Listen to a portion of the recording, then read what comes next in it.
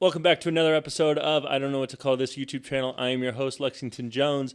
This is my co-host, Bronxy, and on today's video, we are talking about amenities. All right, before I get into amenities, I wanted to start off this YouTube video and kind of give an overview of why I am doing this entire channel to start with. It started off as just a way to document my experience. I love business. I love entrepreneurship.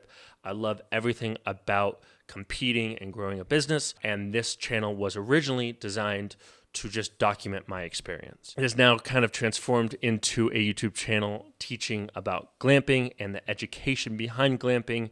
And I kind of wanted, with that transformation, talk about why I am doing it and the way I speak about glamping. This is the biggest part of the way I speak about glamping. I was rewatching some of my videos and I felt like it came off as too authoritative in the glamping space, and that was not my intention. By no means is this the hard and fast rules of glamping. By no means am I telling you this is exactly how you have to run a glamping business. This is merely my experiences in my glamping business, and that is it. And my whole purpose in this YouTube channel, it is to showcase my failures and successes, which I hope you can learn from, and hopefully the stories I tell you and the knowledge I give out in these YouTube videos helps you save money and time. That is literally my entire goal in all of this, is to help you save time and money from learning the successes and failures that I have done in my glamping business. So with that being said, like the legend himself, Alex Hormozi says, and I'm paraphrasing him, but he says to give away the secrets for free and charge for the implementation. So my entire goal is not to sell courses in glamping, is not to charge money for the education of glamping, but to build businesses around the implementation of the glamping business. I hope that clarifies my intentions behind this YouTube channel and my overall goals with this community that we are building of glamping business owners. Sweet. So without further ado, let's get into this video, which is about amenities. So this video, I'm going to explain about getting amenities, which I call PSW, which is power, septic, and water, how you're going to get your amenities onto your raw land. In this video, I am just going to talk about raw land. Now, if you have unimproved land or improved land, which is basically power, septic, or water, if you have any of those already on your land, then you are light years ahead of other people that just have raw land. In this video, I'm going to assume that you just have raw land and that you need to bring in all of these amenities: power, water, and septic. Power, septic, and water. PSW. PSW. So the first amenity or utility that we are going to talk about is power.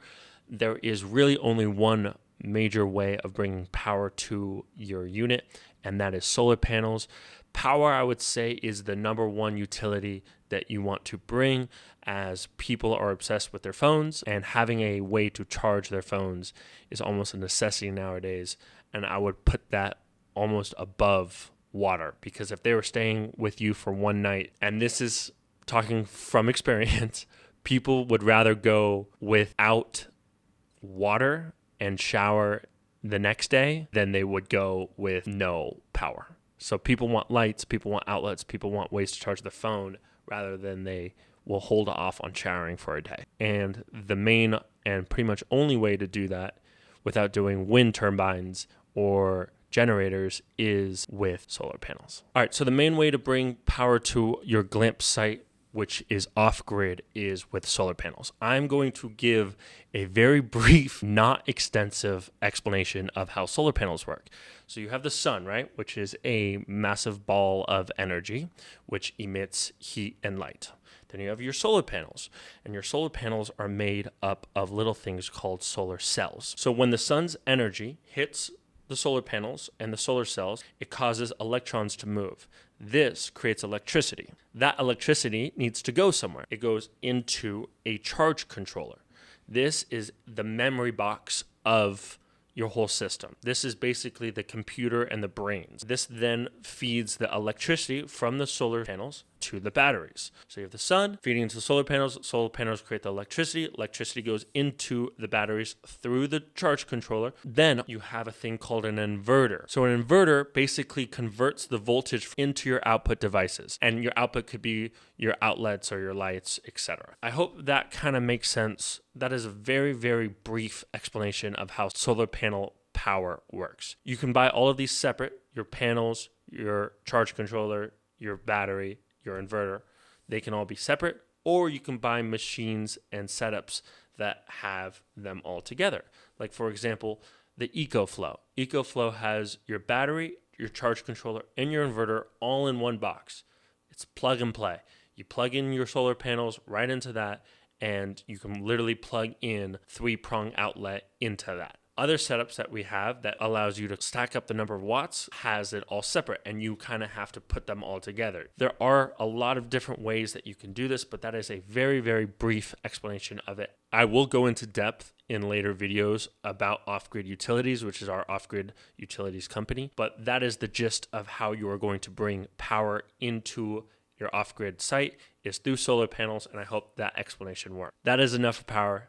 Next, let's go into water. So there are 2 ways to get water to your off-grid site.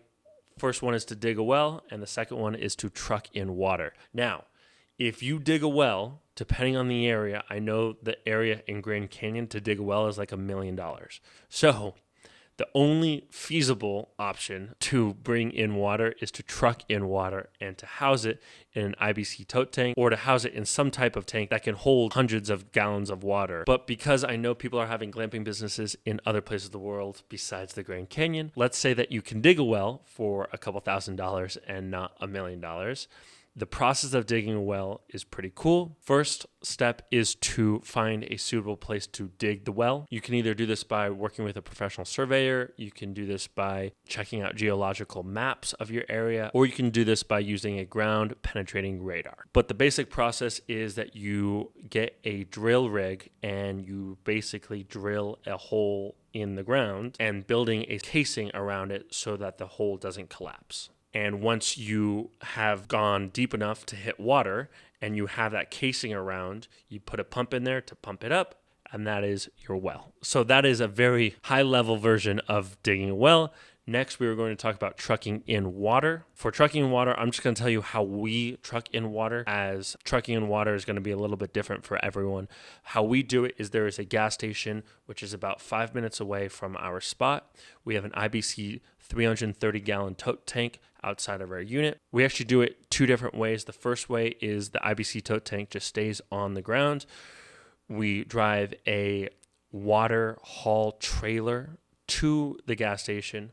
We fill it up. We then drive that trailer back to our land and basically use a pump to pump that water from the trailer onto our stationary IBC tote tank. Option number 2 that we have is we actually built a housing trailer for the IBC tote tank. So we drive that trailer, fill it up at the gas station, and drive it right back to our land. And we just plug in our pump from our unit onto that portable trailer. So one option is that the IBC tote tank stays on our land, and the other option is that it lives on a trailer. All right, last but not least is septic. How do you do septic? There are basically 2 ways that I know of to do septic. First one is doing an actual septic tank, and the second one is doing a composting toilet. First is the septic tank. I will explain kind of how septic tanks work. It is, think of it as a massive steel box that is dug into the ground.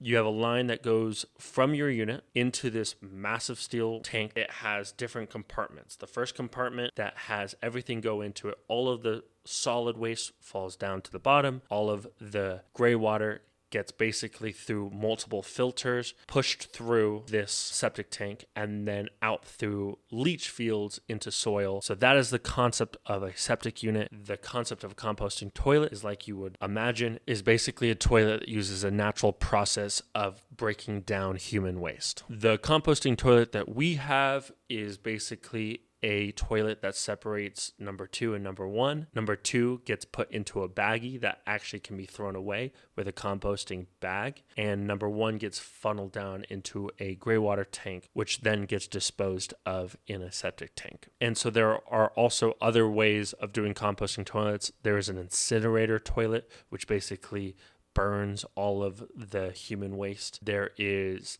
another composting toilet that basically you put manure in. There are a lot of different types of composting toilets, but the concept is basically the actual toilet itself is the process of breaking down the human waste, where the septic tank is everything gets flushed down into this massive, massive tank. It's like 1,000 gallons, I think, is the minimum tank, which is buried into the ground and is disposed of through leach fields.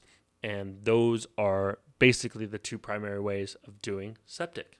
A little plug is that we have started an off-grid utility company. We are focusing on just power for now. We haven't really dived too much into the water and septic off-grid utilities of what we can offer, but we are offering a full power setup with solar panels, batteries, inverters. We have a bunch of different packages depending on how many watts you need. We have anywhere from 3,000 watts to basically whatever you need power-wise, we can deliver it for you. If you want to check out our website at offgridutilities.com. So that concludes this video for amenities/utilities. Again, you have power, water, and septic. Power, your option is solar panels.